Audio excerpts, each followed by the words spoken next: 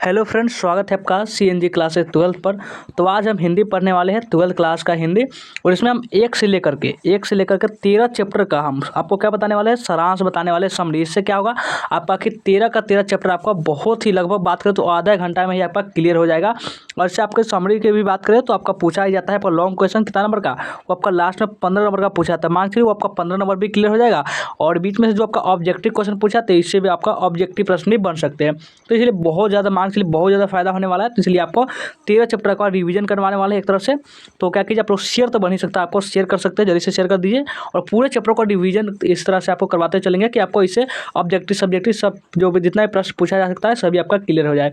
चलिए समझना स्टार्ट करते हैं चैप्टर। सबसे पहले वो बातचीत पार्ट को समझेंगे, उसके बाद उसने कहा था, उसके बाद संपूर्ण कहा था। इसी तरह से लेकर के आज 13 चैप्टर का आपका समझेंगे गद्य खंड का। और आपका फिर अगले आपका जो क्लास होगा उसमें आपका पद खंड का आपको बता देंगे। ठीक है, तो आप लोग जल्दी से शेयर कर दीजिए। जो भी नए स्टूडेंट को इस चैनल को सब्सक्राइब भी कर लेंगे, इस चैनल को सब्सक्राइब कर लेंगे।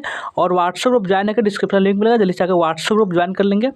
चलिए समझना स्टार्ट करते हैं। सबसे पहला कौन सा आपका पार्ट है, सबसे पहला है बातचीत चैप्टर। इसलिए हम बातचीत चैप्टर को, जिसको बालकृष्ण भट्ट लिखे हुए हैं, इसको अच्छे तरीके से समझना स्टार्ट करते हैं। देखिए बातचीत शुरुआत करते हैं और आपका इसी तरह से आपका समरी भी आपको होता है, यानी सारांश बोला जाए कैसे कि बातचीत पार्ट का आपको सारांश लिखे। तो आपको लिखना स्टार्ट करना है कि बातचीत शीर्षक निबंध आधुनिक काल के। देखिए एक क्वेश्चन और बनता है कि बालकृष्ण भट्ट किस काल के हैं, तो बताना है कि बालकृष्ण भट्ट जो आधुनिक काल के, ये आपका ऑब्जेक्टिव आ सकता है। बातचीत शीर्षक निबंध आधुनिक काल के प्रसिद्ध निबंधकार बालकृष्ण भट्ट के द्वारा लिखा गया है। ये तो आपको सभी में लिखना है कि जिस कौन से चैप्टर को कौन लिखे हुए, ये पर लिखना है ये शुरुआत में।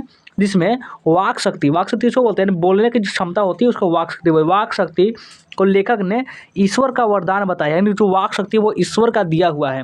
बालकृष्ण भट्ट जी कहते हैं कि वाक शक्ति अगर मनुष्य में ना होती, यानी कि बोलने की क्षमता अगर मनुष्य में ना होती, तो ना जाने इस गूंगी सृष्टि का, पूरा सृष्टि पर संसार इसका क्या हाल होता है, यानी कैसा दिखता जब कोई बोल ही नहीं पाता।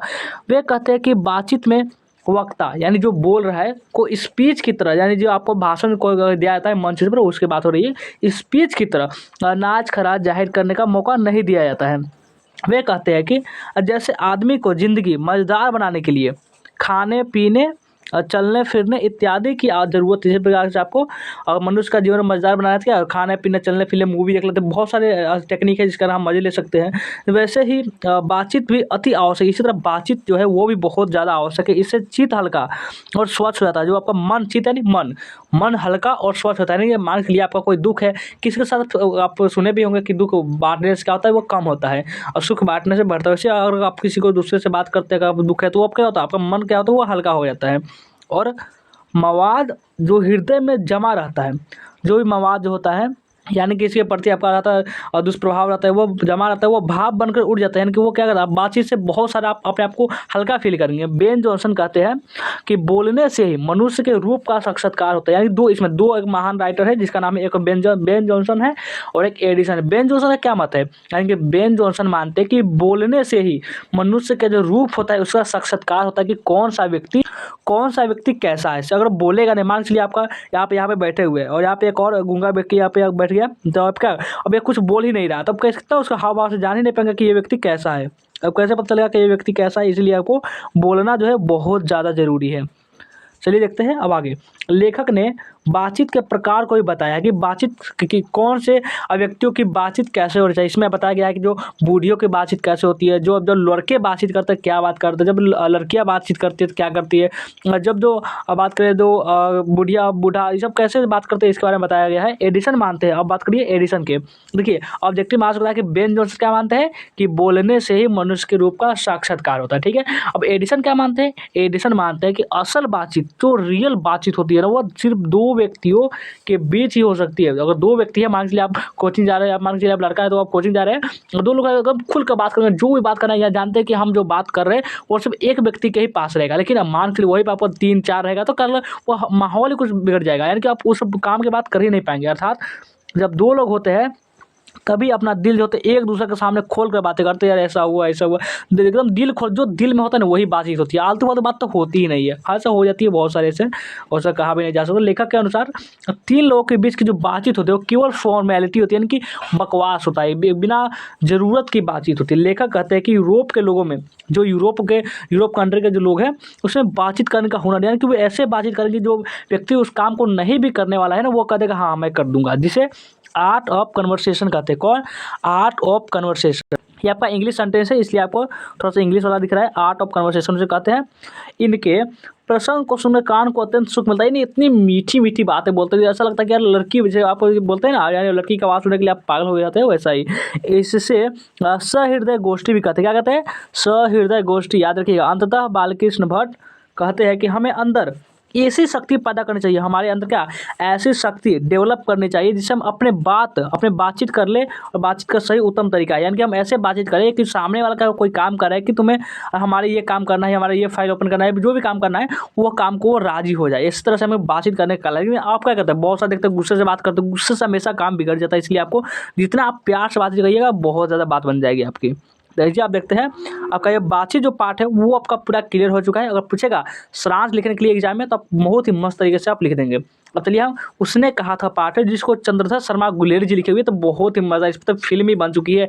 आप उम्मीद है आप जरूर देखे होंगे, जिसका नाम है, वो भी उसने कहा था। इसमें लगभग बात करें तो वो बहुत पुरानी मूवी है, लेकिन उसका अब नया भी अगर मूवी बनाया जाए तो वो भी बहुत ही अच्छा हिट कर जाएगी। लेकिन यह जो मूवी बहुत, इसे आप मान के चलिए ये फिल्म देख लेते हैं, अब इस चैप्टर को पढ़ने की भी ज़रूरत नहीं है, इतना हम मूवी से देखे हुए हैं। अभी देखिए आपका यूट्यूब पर ही मिल जाएगा। देखिए उसने कहा था, जिसको चंद्रधर शर्मा गुलेरी इसको लिखे हुए हैं। तो चलिए इस आपका जो ये चैप्टर है इसको भी समझते हैं, बहुत ही बेहतरीन ढंग से समझेंगे। देखिए उसने कहा था जो है, एक दिव्य प्रेम, एक ऐसा प्रेम, आपको देख रहे हैं बहुत सारे लड़के लड़कियां प्रेम करते हैं, लड़के बात नहीं करते, लड़के ज़्यादा इस समय चीज़ में रहते हैं। और युद्ध की कहानी भी है, यह एक दिव्य प्रेम और एक युद्ध की कहानी भी है। दोनों की कहानी इसमें आपको ये भी देखना जाएगा कि युद्ध कैसे किया जाता है और प्रेम भी कैसे किया जाता है, दोनों चीज़ में आपको मिक्स हो जाएगा। तो चंद्रधर शर्मा गुलेरी ने हमारे समक्ष एक दिव्य प्रेम को उजागर किए हैं। अमृतसर के भीड़ भरी सड़कों पर एक लड़का, अमृतसर जो है एक मान के चलिए गाँव का नाम है, वहाँ पे एक लड़का और एक लड़की एक दुकान पर मिलते हैं। क्या करते हैं, दुकान पर, यानी मान के चलिए आप कोई, मान के चलिए आप दुकान पर गए हुए कुछ सामान खरीदने, वहाँ पे होता है ना बहुत सारे ग्राहक और आ जाते हैं, उसमें से एक लड़की भी आ गई। एक लड़का गया था जो ही लहना सिंह होता है, वो भी दुकान पर सामान खरीदने के लिए, वहीं पर एक लड़की भी आती है, उसको भी कुछ चाहिए होता है, और दोनों आए, दोनों बातचीत करने लगते हैं। लड़के ने मुस्कुरा कर पूछा, वो लड़का कौन है आपको पता होगा, वो लड़का लहना सिंह है। तो लड़के ने मुस्कुरा कर पूछा कि तेरी कुर्बाई हो गई। कुर्बाई का मतलब क्या पूछ रहा है, कुर्बाई का मतलब सगाई, यानी जो आपका क्या बोलते हैं एंगेजमेंट इसे बोलते हैं। तो जो आपका जो सगाई है वो हो गई है, यानी तेरी कुर्बाई हो गई। देखिए वहाँ का ये भाषा है तेरी, ऐसा नहीं कि आपके सगाई हो, इस नहीं, आपका तेरी कुर्बाई हो गई वहाँ का भाषा है, तो ऐसे बोला जाता है तेरी कुर्बाई हो गई, ये पूछा लड़का।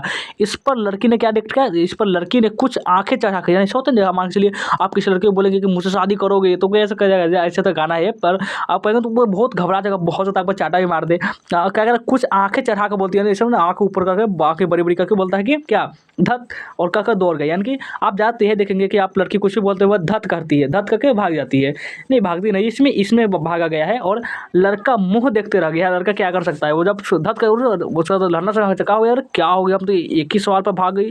और उसके बाद क्या हुआ, और यही से प्रेम का जो बीज होता है वो अंकुरन होता है, जब प्रेम का बीज होता है वो पौधा बनने का कगार पर आ जाता है। दूसरे तीसरे दिन दोनों फिर मिलते हैं, अब दोनों के बीच प्रेम हो गया, दोनों मिल रहे बार महीना भर यही हाल रहा, महीना भर दोनों ऐसे ही मिलते रहे। और जो लड़का जब भी मिलता, लड़का से यही बोलता कि तेरी कुर्माई हो गई, तेरी कुर्माई हो गई, एक ही सवाल को रिपीट कर, भाई ऐसा रिपीट करोगे तो कोई भी लड़की क्या बात करे तो बिगड़ जाएगी ना, वो आपको बात ही नहीं करना चाहेंगे। कुर्माई के बारे में पूछने पर लड़की ने कहा, देखते नहीं ये रेशम से कटा हुआ सालू। जब बार बार पूछा गया तो बोल देती लड़की कि ये देखते नहीं ये रेशम से कटा हुआ सालू, यानी कि रेशम से कटा हुआ सालू, यानी कि जो होता है ना, जैसे आपको कोई शादी हो रहा है तो उसमें ऐसा ड्रेस जो कि सिर्फ शादी में पहना जाता है, तो वैसा बता रही है कि देखो देखते नहीं है रेशम से कटा हुआ सालू। लड़की भाग गई, यह कहकर लड़की वहाँ से चली गई। लड़का आते आते अनेक प्रकार के कार्य रास्ते में करते रहा, यानी कि बहुत सारे कार्य, एक कुत्ते को पत्थर मारा, एक वैष्णवी से टकरा गई, या फिर एक जो गोभी वाला है उसको दूध उड़ेल दिया, बहुत सारे कांड किया। यानी कि उसका तो दिमाग उस चीज़ पर लगा हुआ है ना, वो लड़की के पीछे, तो ऐसे होता है बौखला गया है। वो सब्जी वाले के ठेले में गुस्से से गिरा देता है, जो सब्जी वाला जो ठेला होता है उसमें गुस्से से गिरा देता है। और दूसरे पर चीखने और चिल्लाने लगता है, क्योंकि उसका दिमाग तो अभी हाथ में है ही नहीं, तो वो कुछ भी करे, मिट्टी में लेटने लगता है। एक व्यक्ति को नाले में ढकेल दिया, एक लड़के को नाले में ढकेल देता है, जो नाली होता है इसमें ढकेल लेता है, जाओ भाई तुम नाली में ऐश करो। और वह घर पर पहुंच जाता है। समय क्या है कि समय बीतता जाता है, समय बहुत बीत रहा है। 25 वर्ष बाद वह लड़का, जिसका नाम लहना सिंह था, अब बात है ना, वो जो लड़का था वो लहना सिंह था। जब 25 वर्ष बाद, तो वह भारतीय सैनिक अंग्रेजों के साथ जर्मनी में लड़ने के लिए जाता है, लड़ रहा था, यानी लड़ने के लिए जाता है या फिर लड़ रहा था। वहाँ युद्ध चल रहा था, साथ ही वहाँ ठंड भी बहुत ज़्यादा थी। तभी तो वे वहाँ पे जो वजीरा सिंह होते हुए कहता है कि निमोनिया से मरने वाले को मुरब्बे नहीं मिला करते, यानी कि यह कहता है कि आप मान के चलिए आप युद्ध पर गए, बीमारी से मर जाएगा तो उतना पैसा ऐसा नहीं होगी, लेकिन मान के चलिए आप किसी शहीद हो गए, आप गोली खेल रहे हैं, मान के चलिए आपको गोली से फायरिंग चल रहा है, वहीं पर आप मर गए, तो वहाँ पर बहुत नाम होगा उस पर। लेकिन अगर कोई रोग से मर गया तो कहाँ उतना नाम होता है, तो यह पर कहा जा रहा है। तो लहना सिंह को, वसोरी पर लहंगा लिखा हुआ है, लहना सिंह को 25 वर्ष बाद बचपन की याद आती है, यानी कि वो याद करता है कि जो हम लोग जब छोटे से, तो वैसे हम एक लड़की मिली थी, बहुत लगभग 8 साल या फिर 12 साल ऐसे थी, तब कुरमाई हो गई कहने वाली लड़की को आज वो सूबेदारनी है। जो भी जिसको भी पूछते थे कि तेरी कुरमाई हो गई, वह जो लड़की थे आज के वह समय में वो सूबेदारनी है। जो सूबेदार उनके जो हेड है, जैसे पुलिस में होता है ना, या फिर जो भी आर्मी में उनके हेड होते हैं, जो भी लहना सिंह जो हेड है, जिसका नाम है सूबेदार हजारा सिंह, तो उनकी पत्नी है, यानी कि सूबेदारनी है। वह कहती है मेरा बेटा बोधा सिंह है। बोधा सिंह कौन है? उसी लड़की और सूबेदार, यानी सूबेदार और सूबेदारनी का बेटा, जिसका नाम है बोधा सिंह। और मेरे पति हजारा सिंह दोनों क्या है कि लाभ पर जा रहे हैं, अरे लाभ पता नहीं क्या लिखा हुआ है, लाभ पर जा रहे हैं। सूबेदारनी लहना सिंह के पास जाती है और कहती है बचपन में तुमने मुझे एक दुर्घटना से मरने से बचाया था, तुमने दुर्घटना से बचने से बचाया था। कौन कह रही है? ये आपका जो सूबेदारनी है वह कह रही है, जो कि टांगे के नीचे आने से बचाता है तब, जब दोनों लड़का लड़की छोटे होते तब। ठीक उसी तरह तुम मेरे पति और बेटे की रक्षा करना, ये वचन देती है। कौन? सूबेदारनी लहना सिंह से वचन लेती है, तुम ऐसा करना। सूबेदारनी आंचल पसार कर लहना सिंह से भिक्षा मांग रही थी। कुछ देर के बाद तीनों युद्ध के लिए चले गए। और उसके बाद क्या हुआ? वह भीषण ठंड पर वर्षा भी हो रही थी। बोधा सिंह को ठंड लग रहा था, बोधा सिंह को बहुत सारा ठंड लग रहा था। तो उसमें क्या किया, लहना सिंह से बहुत सारे अपना जो कंबल होता है वो भी उसको दे देता है। लहना सिंह बुखारग्रस्त बोधा सिंह को अपनी जर्सी ओढ़ा देता है। जो भी जर्सी रहता है, जो भी जर्सी यानी कि जो गर्म जो कपड़ा होता है, उसको पहनने से तो ठंड कम लगती है। और कुछ देर के बाद लहना सिंह देखता है कि जर्मन सिपाहियों ने धावा बोल दिया, जो दुश्मन सिपाही है वो धावा बोल दिया, उनके अटैक बोल दिए हुए है। उस बाद के सभी जो धड़ाधड़ आ रहे हैं मारने के लिए जो सेनाओं, और दोनों तरफ गोली चलती है। एक गोली बोधा सिंह को लगने वाली थी, लेकिन लहना सिंह को लग गया। यानी कि वो बोधा सिंह को, जो उसने जो क्या किया था, सूबेदारनी को जो वचन दिया था कि तुम्हारे बेटे और पति को मैं बचाऊंगा, वो अंत तक बचा ही लेता है और खुद मर जाता है अपने पूरे युद्ध में। अगर लहना सिंह नहीं होता तो आज बोधा सिंह और हजारा सिंह सभी मारे जाते, क्योंकि वो अपनी चतुराई होता है कि वो अपनी चतुराई से समझ लेता है जो दुश्मन सेना का जो खेल होता है, नहीं तो वो सभी मारे जाते। लहना सिंह का दिमाग बुद्धि का भी इसमें सीखने मिलता है। आपका प्रेम का भी कहानी है, सभी चीज़ का इसमें कहानी है, बहुत मस्त कहानी है, मुझे तो बहुत अच्छा लगा। अब देखिए आगे, इसमें कुछ और है कि घायलों को लेने के लिए गाड़ियाँ आती हैं। लहना सिंह पिता और पुत्र दोनों को गाड़ी पर चढ़ा देते हैं। लहना सिंह कहते हैं तुम बोधा और तुम आप सूबेदार हजारा सिंह, आप दोनों को क्या कीजिए, गाड़ी पर लेकर अपने घर चले जाइए, क्योंकि अब तो लड़ाई खत्म हो चुकी है। और जब और खुद नहीं जाता, अब क्या लहना सिंह खुद नहीं जाता, तो वह कहता है कि अगर तुम सूबेदारनी को चिट्ठी लिखोगे, यानी जो लहना सिंह बोला तुम नहीं होगा, वो कहेंगे आप जब सूबेदारनी आपकी पत्नी को आप चिट्ठी लिखोगे कहीं से, मान चलिए यहाँ पे आप गाड़ी में ही चिट्ठी लिखोगे, कि पहले क्या करता, चिट्ठी लिखा जाता था ना, बोले मोबाइल तो थाने की फ़ोन कर दिया, बताए क्या हाल है, बस ऐसा नहीं। तो यह लिख देना कि जो उसने कहा था वह मैंने कर दिया, जो उसने कहा था वह मैंने कर दिया। गाड़ी चली जाती है। लहना सिंह खून से लथपथ हुआ रहता है। वह वजीरा से कहता है कि वजीरा पानी पिला दे। वो बात यही बोल रहा था, क्योंकि वो उसका क्या दृश्य चल रहा है, यानी कि जब भी इसमें ही आपको यह बताया जाता है कि जब मरने वाले जो व्यक्ति होते हैं उसके जो दो फ्लैशबैक की तरह आपका 2 मिनट 3 मिनट के बीच पूरे जीवन जो होता है, जो अपना जितने साल वो जिया होता है, उसका जो काम किया होता है, वो पूरा क्या होता है, फ्लैशबैक की तरह दिखाई देता है थोड़ा समय के लिए। बचपन की सारी स्मृतियाँ साफ होकर आई। लहना सिंह के घाव से लगातार खून बह रहा था, बहुत खून बह रहा था, क्योंकि उसमें गोली लगी हुई थी। वो मरने के कगार पर बैठा हुआ था और कह भी रहा था कि वजीरा पानी पिला दे, क्योंकि लास्ट में क्या होता है, पानी ही मांगता है ज़्यादा लोग, उसने कहा था। और इस प्रकार कुछ देर बाद लहना सिंह की मृत्यु हो जाती है। अतः इस प्रकार हम कह सकते हैं कि उसने कहा था, कहानी में वीरता त्याग और प्रेम नजर आता है। प्रेम भी नजर आता है, जो कि जो भी बच्चा जब छोटे थे लाला सिंह और वो जो लड़की होती है उसको प्रेम भी बहुत सारी। ये चैप्टर आप पढ़े होंगे, क्योंकि इतने मजेदार चैप्टर है, पढ़े बिना पढ़े आप रह ही नहीं सकते। चलिए देखते हैं। अब हमारा 2 चैप्टर जो है आपका कंप्लीट हो चुका है, एक बातचीत और दूसरा उसने कहा था। लेकिन बचा कितना है अभी? अभी भी अपना 11 चैप्टर बचा हुआ है। 11 चैप्टर का भी कंप्लीट करना है, इसलिए आपको जाइए मत, पूरा का पूरा चैप्टर कंप्लीट कर जाइए, बहुत आपका फायदा करेगा। इसे आपका पूरा रिवीजन समझ लीजिए कि आपका चैप्टर का हो रहा है। चलिए समझते हैं। अगला चैप्टर है संपूर्ण क्रांति। बहुत ही मजेदार का आपका ये बात करिए स्पीच है, जो इसको कौन दिए होते हैं? जयप्रकाश नारायण इसको दिए होते हैं पटना के गांधी मैदान में। इसको सुनने के लिए बहुत सारे लोग आए होते हैं। अगर बोला जाएगा कि संपूर्ण क्रांति पाठ का सारांश लिखिए तो लिखना है प्रस्तुत पाठ में। जो आपका प्रस्तुत पाठ में लोकनायक, लोकनायक किनको कहते हैं? हम जयप्रकाश नारायण को कहते हैं। लोकनायक जयप्रकाश नारायण द्वारा दिए गए ऐतिहासिक भाषण का एक अंग है, जिसे उन्होंने 5 जून 1974 को पटना के गांधी मैदान में दिया था। संपूर्ण क्रांति स्वतंत्र पुस्तिका के रूप में जन मुक्ति पटना से प्रकाशित है। भाषण को सुनने के लिए, जो आपका भाषण देते हैं जयप्रकाश नारायण, इस भाषण को सुनने के लिए लाखों की संख्या में लोग पूरे प्रदेश से आते हैं। यानी कि कोई उत्तर प्रदेश से आ रहा है, कोई बिहार से आ रहा है, कोई जम्मू कश्मीर से आ रहा है, सभी जितने भी राज्य सभी से आए होते हैं सिर्फ एक भाषण को सुनने के। इतना झकास और भाषण दिए होते, इतना मोटिवेशन वाला भाषण दिया होता है, जिसमें युवाओं का बोलबाला था। यानी कहने का मतलब उसमें जो युवा लोग थे, यानी कि जो 18 से लेकर के आप बात करें तो 30 के बीच में जो लोग थे, वो ज़्यादा संख्या में आए हुए थे भाषण को सुनने के लिए। नारायण जी यानी कि जयप्रकाश नारायण जी कहते हैं कि अगर दिनकर जी और राम वृक्ष वेणीपुरी जी होते तो उनकी कविता भारत के नव निर्माण के लिए क्रांति का कार्य करते। यानी जो अगर वो जीवित होते राम वृक्ष वेणीपुरी जी और दिनकर जी, तो वे जो कविता लिखते, यानी कि ऐसा कविता लिखते जो आपका मतलब आज के युवा उसको पढ़ कर क्या होता है, भारत के नव निर्माण के लिए कार्य करता है। जैसे कि आप भी देखते होंगे जो भगत सिंह भी थे, आपका चंद्रशेखर आजाद था, बहुत सारे युवा क्रांतिकारी थे जिन्होंने ग्राउंड डाल के थे। नेताजी सुभाष चंद्र बोस, ये सब क्या थे? ये सब क्या बहुत सारे इंस्पायर थे, ये सब युवा में ही थे। अब आजकल युवा क्या डिप्रेस पड़ा हुआ है, यानी कि वो निराश या और किसी को अब तक हीरो ही नहीं है पता है। यानी कि अब क्या आप पूछेंगे कि आपका हीरो क्या बताएंगे, वो सनी देओल, संजय दत्त, इस तरह आपको आप फिल्मी हीरो बना रहे हैं ना। आपको हीरो आपका भगत सिंह नहीं देखने को मिलेगा, चंद्रशेखर आजाद के हीरो है ही नहीं आज के आती जनरेशन की बात किया करते हो। लेकिन वह आज हमारे बीच, यानी वो कहते हैं कि जो हमारे जो मेन जो हमारे राइटर थे, जो अब हमारे भारत के नव निर्माण के लिए कार्य करते थे, वो अब नहीं है, इस संसार में है ही नहीं। जयप्रकाश नारायण जी कहते हैं कि यह जिम्मेवारी मैंने मांग के नहीं लिया है। जो आपका जिम्मेदारी है, मैं भाषण दे रहा हूँ तो मैं राज के सदस्य संभाल रहा हूँ, इसका जिम्मेदारी मैंने मांग किससे मांगा नहीं कि मुझे जिम्मेदारी दे दो। मुझे यह जिम्मेदारी युवा पीढ़ी के द्वारा सौंपी गई है कि आप ये काम कीजिए। वह कहते हैं कि मैं नाम का नेता नहीं बनूंगा, नहीं आप गलत सुन रहे हैं, मैं नाम का नेता नहीं बनूंगा, मैं सबकी बात सुनूंगा। लेकिन अंतिम फैसला सबकी बात सुनने के बाद, यानी कि मैं गरीबों को भी बात सुनूंगा, अमीरों का भी सुनूंगा, जितने भी जाति के लोग होते हैं मैं सभी का बात सुनूंगा, लेकिन जो अंतिम जो फैसला सुनाऊंगा वो अंतिम फैसला मेरा होगा।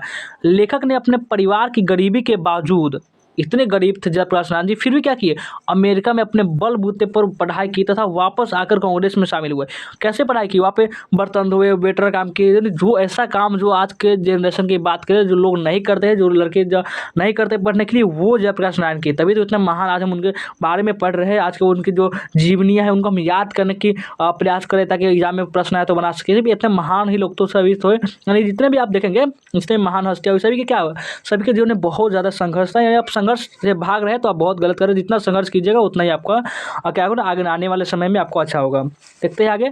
जयप्रकाश बाबू से मिलने, जयप्रकाश नारायण से मिलने बहुत सारे नेता आए, बहुत सारे, यानी कितनी नेता आए, उसको क्या किया, और सब उन्हें एक तरफ लोकतंत्र की शिक्षा दी। उन सब कहते अरे जयप्रकाश नारायण तुम ये क्या कर रहे हो, तुम ऐसे करो, ये पार्टी के दान, ये यात्रा शुरू कर दो, वो यात्रा शुरू कर दो, यानी कि ऐसा करो कि तुम जो करना चाहते हो उसको अलग तरीके से, सब उसको राय देते थे।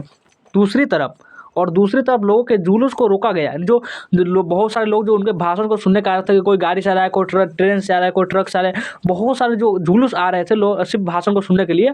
लेखक कहते हैं, यानी जो जयप्रकाश नारायण कहते हैं कि ऐसे लोगों को शर्म नहीं आती ऐसे लोगों को शर्म, जो एक तरफ लोकतंत्र की बातें करते हैं, यानी कि हम एक तरफ आगे हमारे पक्ष में ऐसे बात करते हैं जो हमारे साथ है, और दूसरी तरफ हमें पीठ पर ही छुरा भोगते हैं। दूसरी तरफ लोकतंत्र को अपने पैरों से कुचलते हैं, यानी कि उसे रोकते हैं, लोगों को समृद्ध बनने से, उसको आगे बढ़ने से, कोई क्रांति करने से, कोई जुलूस निकाला उसको रोकेंगे।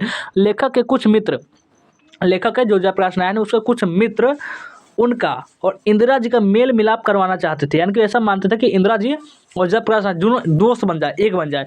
लेखक कहते हैं कि मेरा इंदिरा जी से, जो इंदिरा जी है उससे व्यक्तिगत झगड़ा नहीं है, ऐसा नहीं कि मैं उससे बहुत सारा चिढ़ता हूँ, उससे झगड़ा करता हूँ, हमारा खानदानी झगड़ा है, ऐसा कोई झगड़ा नहीं है, बल्कि उनकी गलत नीतियों झगड़ा है। वो ऐसा ऐसा नीति प्रयोग करते हैं, मैं उनसे झगड़ा करता हूँ, ऐसा नहीं कि मैं उनसे दुश्मनी नहीं कर रहा हूँ, ऐसा लेखक कहते हैं उनकी गलत नीतियों से मेरा झगड़ा है। लेखक ने कई बार, जयप्रकाश नारायण ने बहुत बार बापू और नेहरू जी को भी आलोचना की, उनकी बहुत कठिन आलोचना की, यानी कि जब वे हमारे जैसे आपके जैसे थे, जब वे युवा थे, यानी कि जब वे 18 से 25 साल के भी जैसे थे, तो बापू जो थे वो जब भाषण दे रहे थे, अब कुछ भी बोल रहे थे उसमें, मान चलिए एक आपका 10 लोग बैठे हुए हैं, एक आपका भाषण हो रहा है, उसमें वो अकेले खड़े होकर बोल देते थे कि बापू आपकी बात को हम नहीं मानते, जो करना है कर ले, जो खाना उखाड़ लीजिए, इस प्रकार से बोल देते थे। लेखक कहते हैं कि आज राजनीति में भ्रष्टाचार, जो करप्शन बढ़ा है, जिसका प्रमुख कारण चुनावों की चर्चा है। जो आपका चुनाव क्या करता है, अब पैसा बहुत दारू बेच रहा है, पैसा दे रहा है कि किस लिए, सिर्फ वोट के लिए। आज के लोकतंत्र में जनता को इतनी ही अधिकार है, सिर्फ इतना कि वह चुनाव करे, वो अपना जो नेता हो, जो भी पक्ष हो, वो चुनाव करे, सिर्फ वोट दे दे और उसके बाद उसका कोई अंकुश नहीं रह जाता है जो अपना प्रतिनिधि पर। लोकतंत्र में चुनाव के बाद अपने प्रतिनिधित्व पर जनता कोई अंकुश नहीं रहता, उसको बात ही नहीं सुनाता। क्यों? उसने पैसे लेकर वोट दिया या फिर जो भी दारू पीकर अब कुछ भी करके वोट दिया था, इसलिए, यानी कि वो घूस लेकर के। लेखक के अनुसार अन्य देशों में प्रेस तथा पत्रिका प्रतिनिधियों पर अंकुश लगाती है, क्या करते हैं, उस पर अंकुश में सवाल जवाब करते हैं, अंकुश लगाती है, रोकती है। लेकिन हमारे देश में इसका बहुत अभाव है, हमारे देश में ऐसा होता ही नहीं है। जयप्रकाश नारायण जी का यह भाषण वाकई एक शानदार भाषण है, बहुत ही मज़ेदार भाषण है, आपका यही कहेंगे। तो आपका 3 चैप्टर, तो आपका बातचीत, पाठ, उसने कहा था, संपूर्ण कहा था, ये 3 चैप्टर आपका पूरा अच्छे तरीके से क्लियर हो चुका है। आपका चौथा चैप्टर जिसका नाम है अर्धनारीश्वर, उस चैप्टर की तरफ बढ़ते हैं और आप लास्ट रखिएगा 13 का 13 चैप्टर कंप्लीट करके ही आपको जाना है, नहीं तो आपको अब एग्जाम नज़दीक है, आपको रिवीजन करवा रहे, कर लीजिए, बीच में छोड़कर मत जाइए। चलिए अब देखते हैं अर्धनारीश्वर चैप्टर को, और शेयर नहीं करता हूँ, जल्दी से शेयर भी कर देंगे। चलिए अर्धनारीश्वर चैप्टर को आप समझना स्टार्ट करते हैं। चलिए देखते हैं प्रस्तुत निबंध, ये क्या है, सबसे पहले बात अर्धनारीश्वर क्या है, तो वह निबंध है। प्रस्तुत निबंध अर्धनारीश्वर के रचना राष्ट्र कवि, जो हमारे राष्ट्र कवि रामधारी सिंह के, इतने तो इनका बात करें तो ये जो इतना आपको इनके जो कविता आप लिखेंगे ना, इनको पढ़ेंगे तो आपको बाद में मोटिवेशन यूट्यूब से लेकर जरूरत ही नहीं पड़ेगा इतना।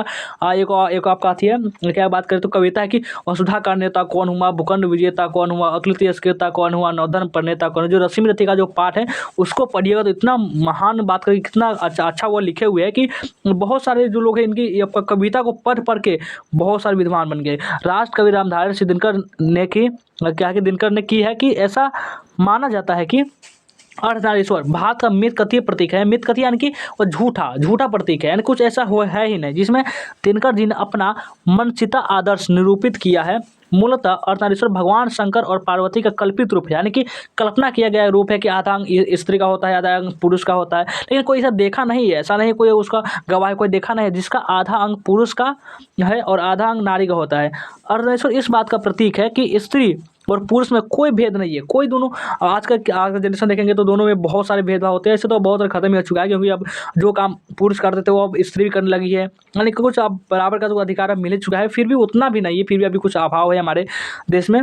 और तथा एक गुण दूसरे का दोष नहीं हो सकता, यानी मान चलिए आप पुरुष है, आपका इस दो स्त्री खाना बनाती है, आपके पास खाना बनाने गुण आ गया, बहुत अच्छा खाना बना लेते हैं, तो आप ऐसा नहीं कि आपका जो पुरुष है इसमें कुछ बट्टा लग गया, आप में कुछ कमी हो गई, आप तो और महान बन गए कि आप में आपका पुरुष वाला भी गुण है, एक स्त्री का भी गुण हो, तो आप और महान बन गए। सकता है कि अर्थात अगर पुरुषों में नारियों गुण आ जाए, यानी पुरुष में कुछ नारी गुण आ जाता है, ममता, प्रेम, किसी आप क्या करें वो भाव दिखा रहे हैं, तो ऐसा नहीं है कि आप उसमें आप गलत काम करें, बहुत अच्छा आप में और वृद्धि हो रही है, इससे उसकी मर्यादा जो होती है वो कम नहीं होगी, बल्कि उनके गुणों में अभिवृद्धि होती है। लेकिन कृषि के विकास की बात करें, नारी की जो पराधीनता आरंभ हुई, पराधीनता यानी कि उसका जो क्या करें अपमान, इस तरह से पराधीनता आरंभ है, जिंदगी 2 भागों में बट गई। कितनी 2 भागों में, नारी घर में और पुरुष बाहर रहने लगे। नारी क्या करते हैं, जो भी आज की बात करें ज़्यादातर यही होता है गाँव में कि नारी घर में क्या करती है, जितना भी घर के अंदर का जो काम होती है, जो भी छोटा मोटा काम है वो नारी करते हैं। जो पुरुष क्या करता है वो कुदारी लेता है और बाहर जाके करता है, खेत में माटी होता है, इसमें बीज उग जाता है, क्या फसल उग जाता है, यानी कि जो भी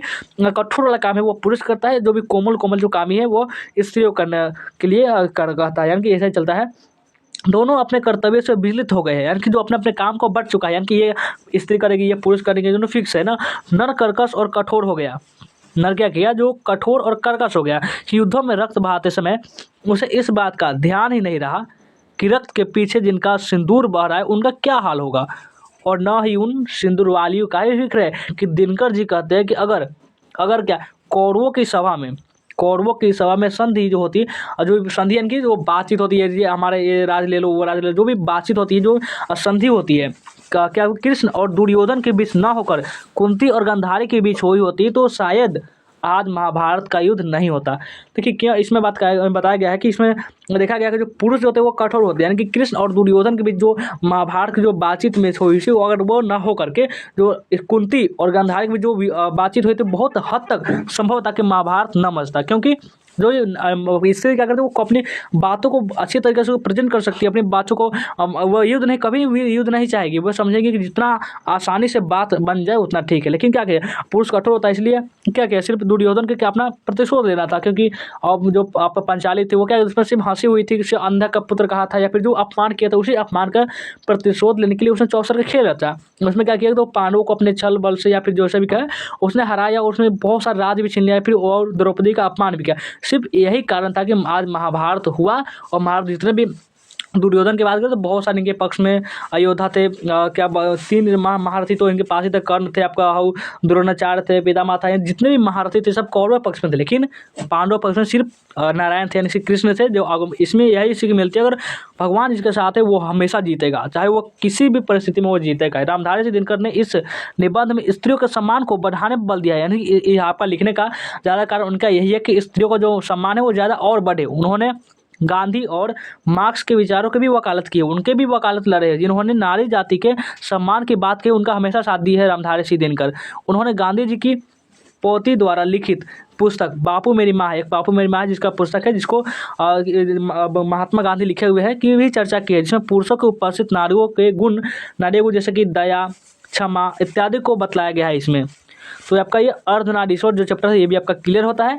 अब आते हैं हम पाँचवा चैप्टर, जिसका नाम है पाँचवा चैप्टर रोज। अब रोज पार्ट को हम चलिए समझते हैं, और आपका रोज पार्ट जो है इसको हम अच्छे तरीके से इसको भी समझेंगे। इसी तरह से आपका सभी चैप्टर को 13 चैप्टर का आज हम क्लियर करा ही देंगे। आज देखिए रोज चैप्टर को आप बोला जाएगा कि रोज पाठ का आपका सारांश लिखिए, भावार्थ लिखिए, केंद्रीय भाव बताइए, तभी सबका एक ही आपको आंसर लिखना है, वो हम आपको बता रहे हैं। शुरुआत करनी है कि कहानी आत्मकथ्य शैली में है, जिसका प्रारंभ सहसा हो जाता है दोपहर को उस सोने आंगन में पैर रखते ही मुझे ऐसा जान पड़ा मानो उस पर किसी श्राप की छाया, कोई श्राप है, कोई भूत ने श्राप दिया है, ऐसा कुछ श्राप दिया है भी माया ने, और छाया जो है वो मंडरा रही है। उनकी आहट सुनकर मालती बाहर आई, उनकी आहट सुनकर, जो कब के बात कर रही है, ये जो आपका लेखक है अपने जो दूर के रिश्ते की बहन है जिसका नाम मालती है, उसके घर पर गए हुए हैं। तो वहाँ पे जो जैसे वो अपने पाँव रखते हैं उनके आंगन में, ऐसा होता है कि जैसे होता है ना फिल्मों पर देखते होंगे आप, भूत होते हैं वो अपने सतर्क हो जाते हैं, ऐसा ऊपर छाया होती है, इस प्रकार से बताया गया है।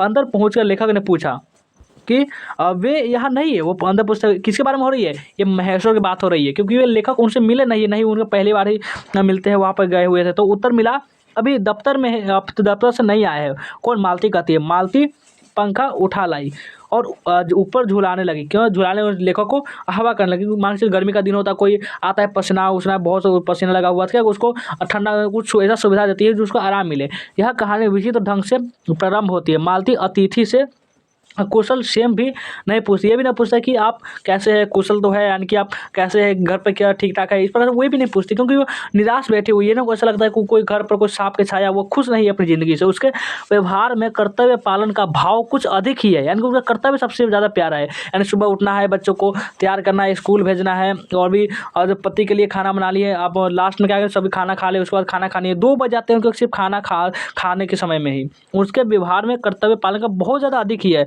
बचपन की बाबली चंचल लड़की शादी के बाद इतनी बदल गई थी। कौन सोच रहा है? ये लेखक सोच रहा है कि पहले इतनी खतरनाक, यानी कि इतनी भी शरारतें करने वाली लड़की आज इतनी बदल कैसे गई है कि चुप्पी उसके चेहरे पर छा जाती है। उसका व्यक्तित्व भी बूझ सा गया है। अतिथि का आगमन वहाँ कोई उल्लास का कारण नहीं है, और अतिथि को भी वहाँ कोई छाया मंडराती सी दिखाई देती है। तो ये आपका देखिए आगे। अब आगे आते देखिए, मौन छाये वातावरण को मालती का बच्चा भंग कर देता है। यानी कि जो वातावरण होता है उसका जो क्या होता है, चिल्लाने लगता है, उसका जो टीटी होता है वो चिल्लाने लगता है। मालती उसको संभालने चली जाती है, यानी कि जो बच्चा होता है उसको माँ क्या करती है, उसको संभालने, उसको गोद में उठाकर संभालने चली जाती है। मालती लेखक की दूर की रिश्ते की बहन थी। वह उसके साथ सखी के रूप में भी थी, यानी कि सखी रूप में भी रहती। उनका संबंध ही ऐसा था, यानी कि ऐसा नहीं था कोई बड़ा है कोई छोटा है, यानी दीदी भैया ऐसा कुछ चलता ही नहीं था उनमें। साथ खेलती थी और साथ खेली, साथ लड़ी, पीटते भी थे, पढ़ते भी थे, साथ ही सभी पढ़ाई हुई साथ ही हुई थी। लेखक 4 वर्ष बाद उसे मिलने आया था। इसका ऑब्जेक्टिव में आएगा कि कितने वर्ष आए थे, तो 4 वर्ष बताना है। बच्चे का नाम लेखक ने पूछा, तो पूछा कि ये लड़का कौन है, इसका नाम क्या है। तो वो पूछता कि लेखक पूछते हैं तो वह नाम क्या बताया जाता है। तो पूछता, पता चला नाम कोई रखा नहीं है। कौन बोलती है, मालती बोलती है, नाम जो है वो कोई रखा नहीं है, पर हम इसे टीटी कहते हैं। टीटी क्या बोलते हैं, टीटी, नाम भी ऐसा। लेखक को यह भी अखरता है कि मालती ने कोई बात नहीं की, ज़्यादा कोई बात ही नहीं, पूछे भी नहीं कि कैसा हूँ, यह भी नहीं पूछा। लेखक ने एक बार प्रश्न किया, जान पड़ता है तुम्हें मेरे आने से विशेष प्रसन्नता नहीं हुई। इस प्रकार से लेखक बोलते हैं। वह मात्र चौंक कर रह गई, कहकर शांत हो गई, यानी कि उसका कुछ बोली नहीं, तभी को कुछ नहीं बोली। जब ये लेखक ऐसा बोलते फिर भी को मालती कुछ बोले ही नहीं। मालती का अंतर्द्वंद मानसिक स्थिति, बीते बचपन की स्मृतियाँ, भटक गर्मी और संज्ञाहीनता की स्थिति मौजूद थी। यह वहाँ व्यंजित था, थकान, जड़ता का भी अंश, पति का यांत्रिक जीवन, सब्जी का अभाव, यानी घर में सब्जी भी नहीं है, और पति भी का बात कर सिर्फ अपना डिस्पेंसरी में ही रहते हैं, अपने ऑफिसर में ही रहते हैं। क्या करते हैं वो, अब क्या डॉक्टर है, अब क्या करे, जो भी कांटा उटा जो हल जाते हैं, जो गैंग्रीन हो जाते हैं, उसका ऑपरेशन कैसे करते रहते हैं। उसका किसका सुनाम मिला कि इसको पैर काट दिए, किसका हाथ काट दिए। इससे मालती बहुत नाराज रहती है इस बातों से। और पानी समय पर नहीं आता है, जो नल है उसमें भी पानी समय पर नहीं आता है। यानी कि वो सरकारी है, यानी कि उस पर पैसा सब कुछ है, लेकिन ऐसा नहीं कि वो गरीब है, वो उसके पास पैसा सभी, जिम्मेदारी नहीं है ना। इस प्रकार से पानी समय पर नहीं आता है, यह भी परेशानी है। उसका भी चित्रण है, नौकर भी नहीं मिलता है। मालती के पति दोपहर के 3 बजे और रात्रि के 10 बजे भोजन करते हैं। दिन का भोजन रात्रि का 10 बजे और रात का भोजन 2 बजे, तो ही ना, हाँ ना, 3 बजे और रात्रि के 3 बजे भोजन करते हैं उनके महेश्वर। और 10 दिन के बात करें तो 10 बजे। मालती का जीवन रोज एक सा ही है। पति का अधिकांश समय डिस्पेंसरी में ही बीतता है, या सोने में, या सो रहे हैं आप डिस्पेंसरी में आराम। पता चला कि आप घर पर कोई चिंता ही नहीं है कुछ। यहाँ मालती की आंतरिकता को भली प्रकार से उभारा गया है, जिसमें लेखक की सफलता भी मिली है। अब आपका आ गया ये देखिए, उसके पति का आगमन होता है। उसके बाद क्या हुआ, जब वो बातचीत उसको हो जाती है, उसके बाद पति उसके जो महेश्वर होते हैं वो घर पर आते हैं। लेखक ने उनको पहली बार ही देखा था। लेखक उनके पहली बार मिले से, वो कभी मिले नहीं थे, क्योंकि 4 साल बाद ही वापस मिलने आए थे, तो पहली बार उनको देखा था। दोनों का परिचय हुआ। उनका नाम था महेश्वर। क्या नाम था, महेश्वर। वे एक सरकारी अस्पताल में चिकित्सक थे, यानी डॉक्टर थे। उसकी अस्पताल की जिंदगी भी चर्चा थी उनकी, और रूटीन पर ही दोनों में वार्तालाप होता रहा। खाना आ गया। लेखक ने मालती से पूछा, यानी दोनों के बीच खाना आ गया, यानी कि आप खाना खाइए, और खाना खाते क्या बातचीत होती है। लेखक ने मालती से पूछा, तुम नहीं खाओगी, यानी कि पूछा, लेखक पूछता है कि मालती से तुम नहीं खाओगी। उत्तर में महेश्वर ने दिया, वह पीछे खाया करती है। जो आप देखे होंगे बहुत सारे में, आप जब बहुत सारे लोग जो खाना खाए होते हैं बोलते हैं, अरे वो पीछे खाएगी, वो हम लोग के साथ थोड़ी नहीं खाएगी, वो औरत है तो वो अपना घर में खाएगी। महेश्वर और अतिथि बाहर पलंग पर बैठकर अनौपचारिक वार्तालाप करते रहे, यानी कि जो भी ऐसे वैसे बात चल रही है। मालती बर्तन मारती है, बच्चा बार बार पलंग से गिर जाता है, यानी गिर जाता है, मालती उसको उठाने के लिए चली जाती है। मालती तीखी प्रतिक्रिया दिखाती है। यह आभास होता है कि वह यह बताना चाहती है कि वह बर्तन माजे या बच्चा संभाले। यह कहानी नारी की विषम स्थिति पर गहरी छाया डालती है। कहानी का अंत भी करुण है। 11 का घंटा बजता है। मालती कहती है कि 11 बज गए, यानी वह हमेशा यही टाइम ही देख सकती है कि 10 बज गए, 11 बज गए, 1 बज गए, 2 बज गए, इस तरह से वो कहती रहती है। यह उसकी गहरी निराशा का भाव है। रोज ही यह होता है, हमेशा की तरह यही काम है, यानी कोई नया उसके जीवन में है ही नहीं। एक घटना और क्या है कि एक घटना और भी महत्वपूर्ण है। महेश्वर कुछ आम लाए थे, ठीक है, आम लाए हुए थे कि कुछ खाने के लिए या फिर कुछ बनाने के लिए। आम का क्या बनता है, खाने के लिए लाए होंगे, जो अखबार में लिपटे थे, यानी कि जो अखबार जो होता है ना, इस प्रकार से आपका मान के लिए आपका अखबार है, इसमें क्या हुआ है, इस प्रकार से आम है, इसमें धर दिए, यानी कि लपेट कर दिए होते हैं। यह महेश्वर उन्हें धोने की कहते हैं, कि बोलते हैं मालती इस थोड़ा अम्बा को धो दो। मालती उस अखबार के टुकड़ों को पढ़ती है, जो टुकड़ा होता है लपटा, उसको पढ़ने लगती है। वह बताते हैं कि मालती की ज़िंदगी एक दायरे में सिमट गई है, वह अखबार भी नहीं पढ़ सकती। यहाँ भी यह भी तरफ व्यंजित है कि बाहरी दुनियादारी से मिलना चाहती है। वो बाहर से मिलना चाहती है, मिल नहीं पाती। उनका घर क्या है, पहाड़ों बीच में उनका घर बना होता है। तो ये आपका रोज कहानी जो है आपका समाप्त होता है। रोज कहानी जो आपका 5वां चैप्टर था ये आपका समाप्त हुआ। अब आपका एक लेख और एक पत्र जो आपका छठा चैप्टर है, जिसका नाम क्या है, भगत सिंह का चैप्टर है। बहुत ही मज़ेदार चैप्टर है, एक लेख और एक पत्र। चलिए इसको आप समझना स्टार्ट करते हैं। और आप शेयर भी नहीं करते, शेयर जल्दी से कर देंगे, लाइक भी कर देंगे, और नए बच्चे होंगे इस चैनल को सब्सक्राइब कर देंगे, और 13 का 13 चैप्टर पढ़ कर ही जाएंगे। बीच में आपको नहीं जाना है, 13 चैप्टर पढ़ कर ही जाइएगा। चलिए देखते हैं, एक लेख और एक पत्र, जिसको भगत सिंह लिखे हुए हैं। चलिए इसको हम शुरुआत करते हैं। शुरुआत ऐसे होती है कि इस बात का भारी शोर सुना जा रहा है कि पढ़ने वाले जो नौजवान है, नौजवान यानी कि विद्यार्थी, राजनीतिक या पॉलिटिक्स में कार्यों में ये हिस्सा न ले रहे हैं, यानी कि वो ले ही नहीं रहे। इस पर से शुरुआत होती है। पंजाब सरकार की राय बिल्कुल ही न्याय है। विद्यार्थियों से कॉलेज में दाखिल होने से पहले इस आशय की शर्त पर हस्ताक्षर करवाए जाते हैं, यानी कि साइन करवाए जाते हैं कि वे पॉलिटिकल कामों में हिस्सा नहीं लेंगे, यानी जो राजनीतिक जो है उसमें नहीं जाएंगे। आगे हमारा दुर्भाग्य की लोगों की ओर है कि चुना हुआ मनोहर, जो अब शिक्षा मंत्री है, स्कूल कॉलेजों के नाम में एक स्कॉलर या परिपत्र भेजता है कि कोई पढ़ने या पढ़ाई वाला पॉलिटिक्स में हिस्सा न ले।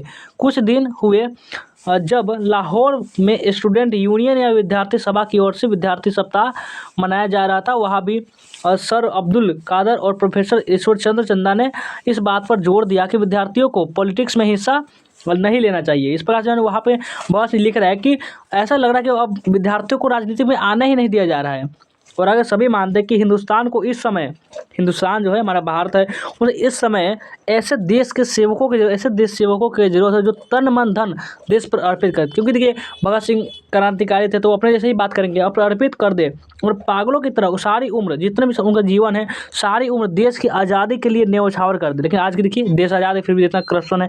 लेकिन क्या बूढ़ों में ऐसे आदमी मिल सकेंगे? क्या परिवार और दुनियादारी के झंझटों में फंसे सियानों लोगों में से ऐसे लोग निकल सकेंगे?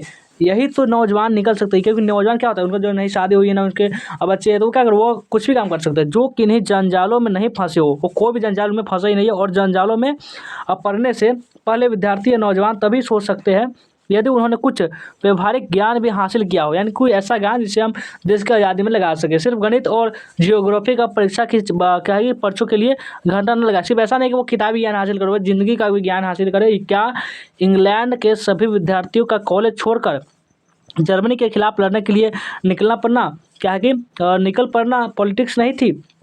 तब हमारे उपदेश कहाँ थे जो उनसे कहते जाओ जाकर शिक्षा हासिल करो? आज नेशनल कॉलेज अहमदाबाद के जो लड़के सत्याग्रह में बारदौली वालों की सहायता कर रहे हैं, क्या वे ऐसे ही मूर्ख रह जाएंगे? सभी देशों की आज़ाद करवाने वाले वहाँ के विद्यार्थी और नौजवान ही हुआ करते हैं। जो भी वहाँ के आज़ाद करते हैं, नौजवान ही सब कुछ कर सकते हैं, क्योंकि उनके पास कोई जंजालों में फंसे भी नहीं होते हैं।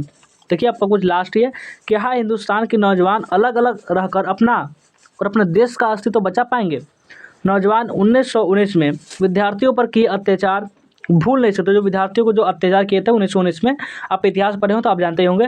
तो वे यह भी समझते हैं कि उन्हें एक भारी क्रांति की ज़रूरत है। वे जरूर पढ़े, साथ ही पॉलिटिक्स का भी ज्ञान हासिल करें। भगत सिंह बोलते हैं कि वो पढ़े, जियोग्राफी का हासिल करे, हिस्ट्री भी पढ़े और साइकोलॉजी पढ़े, सोशलॉजी, सब फिलोसफी, सब कुछ पढ़े, लेकिन साथ ही पॉलिटिक्स का भी ज्ञान हासिल करे। और जब ज़रूरत हो तो मैदान में कूद पड़े और अपना जीवन इसी तरह काम में लगा दे, अपने प्राणों की इसी तरह उत्सर्ग कर दे, वरन बचने का कोई उपाय नज़र नहीं आता।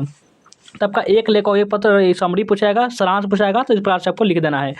अब आते हैं अगला चैप्टर, जिसका नाम है ओ सदा नीरा। ये आपका 7वां चैप्टर है, ठीक है। चलिए इस चैप्टर को अच्छे तरह से समझते हैं कि आपको इस चैप्टर में कहा जा रहा है। तो प्रस्तुत पाठ उनकी किताब बोलते क्षण से अवतरित है। ये बोलते क्षण जो है ये आपका लिया गया है ओ सदा नीरा, बोलते क्षण से अवतरित है। बिहार की गंडक नदी, जो आपका नदी है, गंडक नदी के आधार बनाकर रचित यह निबंध उनकी प्रवाहमयी भाषा में इसके किनारे की तटीय संस्कृति और जीवन प्रवाह की अतरंग झांकी प्रस्तुत करता है, यानी कि उसके बारे में बताते हैं।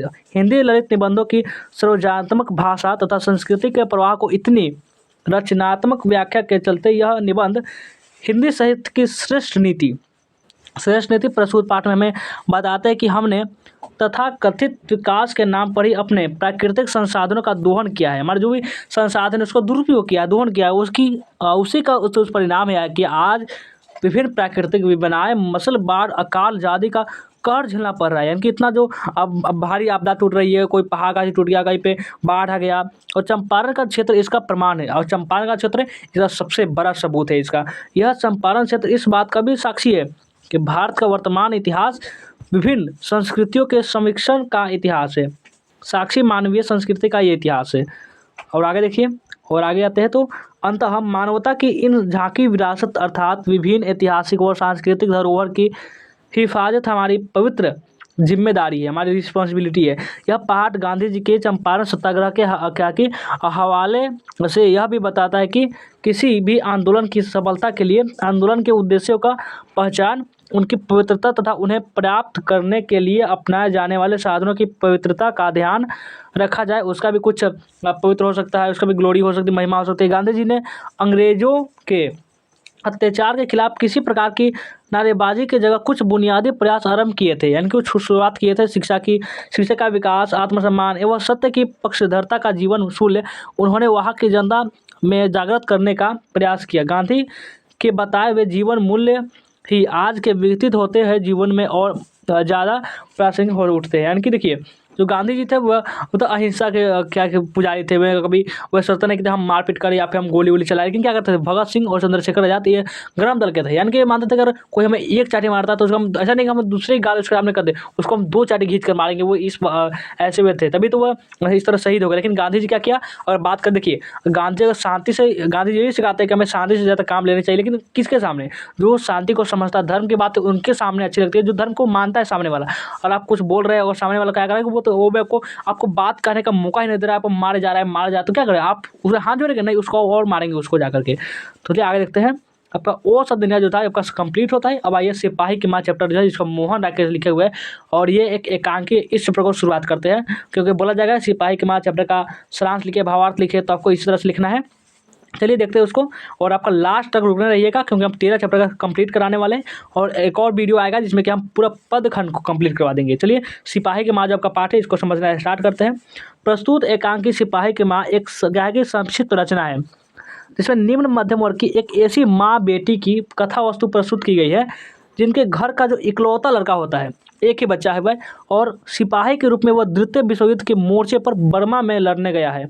वह अपने माँ का इकलौता बेटा और विवाह के लिए जो तैयार बहन है, यानी कि उसकी शादी की उम्र हो चुकी है, अपनी बहन का वह इकलौता भाई है, उसी पर घर की पूरी आशा, जितनी भी आशा सब टिकी हुई है। वह लड़ाई के मोर्चे से कमा कर लौटे तो बहन के जो हाथ है वो हाथ पीले करने मतलब शादी करा सके। माँ एक देहाती भोली स्त्री है, यानी कि देखिए भोली स्त्री, यानी गाँव की जो स्त्री है, जो भी क्या औरत होती है वो है, वह यह भी नहीं जानती कि बर्मा उसके गांव से कितनी दूर है, 1 किलोमीटर 2 किलोमीटर कितनी दूर है, उसको पता ही नहीं है। और लड़ाई कैसी है, किनसे और किस लिए हो रही है, उसका अंजाम ऐसा भी हो सकता है कि सब कुछ खत्म हो जाए, उसका बेटा मर जाए, सब कुछ हो जाए, किसी को गोली लग सकती है, कुछ भी हो सकता है। उन्होंने ऐसा वह उस समय में तो फ़ोन भी नहीं वो करती थी, ऐसा वह सोच भी नहीं सकती कि माँ और छाया की तरह उसमें लगी बेटे के भीतर वह आशा जो बेटे से जुड़ी हुई है, अनेक रूप रंग ग्रहण करती है।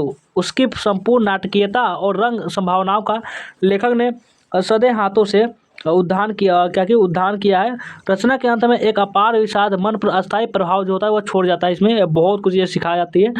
देखिए, ये था आपका सिपाही का माँ चैप्टर, इसको आप समझ चुके होंगे, क्योंकि शॉर्ट में ये पूछ करके समझा रहे थे कि आपका समरी लिखना है, सारांश रहता है, पूरा आपको नहीं लिखना होता है, लगभग 1 पेज लिखते हैं, बहुत काफ़ी है। 5 नंबर आपको दे देगा, कोई ऐसा एग्जामिनर नहीं होगा जो आपका नंबर काट सके अगर इस तरह से आप लिखते हैं तो।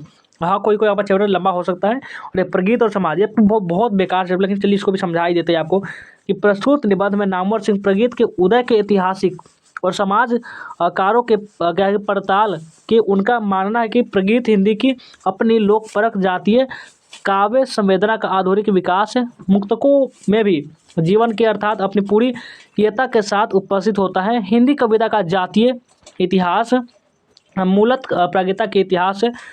जातीय इतिहास से यह तात्पर्य है कि हिंदी भूमि के जनमानस से संबंध कविता रूपों की विकास की जो इतिहास है वह विद्यापति, जिसे इस आधार पर हिंदी का पहला कवि जो फर्स्ट कवि है वह माना जाता है ना, गीतों से ही अपनी रचना यात्रा आरंभ की थी। उनका परंपरा का विकास संतों के और भक्तों की जाता है। यह गीतों ने ही अपनी प्रगीतात्मक वाणियों ने उल्लक्षित किया जा सकता है।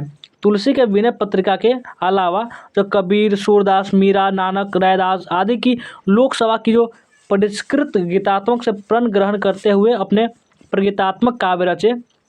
इन प्रगीतों की जो चरम व्यक्तिकता ही परम सामाजिकता के रूप में प्रतिफलित हुई। भक्ति काव्य वो आंदोलन के रूप में जनमानस के लिए प्रेरणा स्रोत बना। देखिए, हम भी अब चाहते हैं यह भी आपका चैप्टर वो उतना समझ में नहीं आता होगा, आपको अच्छा नहीं लगता, क्योंकि ऐसा जो उठपटांग पता नहीं क्या ये नामों से लिख दिए हुए था, हमें तो बहुत गुस्सा आता है इस चैप्टर में। ऐसा नहीं रहना चाहिए, क्योंकि आपको यहाँ से ज़्यादा सवाल भी नहीं पूछा जाता बात करें तो। छोड़िए इसको, हटाइए इसको। अगला चैप्टर है जूठन। चलिए इसको समझते हैं, जूठन पाठ को। जूठन चैप्टर जिसको ओम प्रकाश वाल्मीकि लिखे हुए, ये भी आपको बहुत ही मज़ेदार आपका ये क्या है कहानी है कि जूठन पाठ में यह बताया जाता है कि कैसे एक इसको खाने के लिए नहीं जूठा खाने के लिए दिया जाता था, लेकिन वह क्या करता है, वो आज लेखक है। देखिए उनके बारे में आज हम पढ़ रहे हैं, उनके बारे में याद करेंगे, जीवनियाँ पढ़ रहे हैं। चलिए इसके बारे में पढ़ना जरूरी है।